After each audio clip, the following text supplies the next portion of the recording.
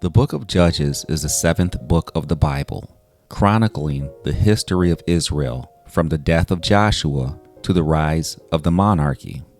It depicts a period of time wherein the Israelites constantly disobeyed the Lord, got in trouble as a result, and had to be saved by the Lord from their troubles. Previously, in the book of Joshua, the Lord appointed Joshua to lead the Israelites in their conquest of the land of Canaan, which was the promised land. The Lord made it clear that they were to completely destroy all of the kingdoms in the land, sparing no one. Moses had even warned them back in the book of Numbers that anyone they left alive would be, quote, thorns in their sides and barbs in their eyes, end quote.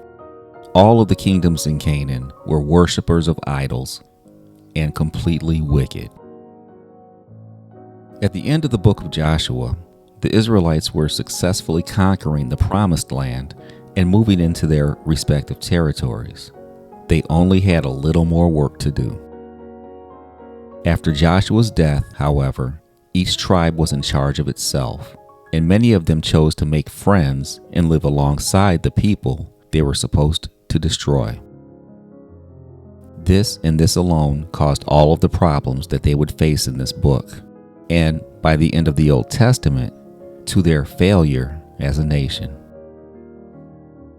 The Jebusites, Amorites, and Philistines proved to be troublesome enemies, constantly attacking the Israelites, and even more dangerous friends, teaching the Israelites idolatry and all manner of evil.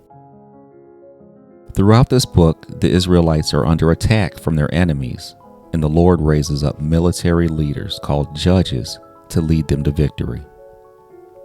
In all, there were 13 judges, including Deborah, the only female leader, Gideon, who defeated tens of thousands with only 300 men, Samson, a man with superhuman strength, and others. Each judge led the nation for a brief time, delivering the Israelites from the hands of their enemies. By the end of the book, Israel is relatively safe from their enemies, but not safe from their sinful behavior, much of which they learned from their enemies. Back in the book of Exodus, you'll remember that in the absence of Moses, the Israelites made an idol, a golden calf. In this book, we see them begin to return to this practice. The book of Judges concludes with a civil war that almost eliminates the tribe of Benjamin.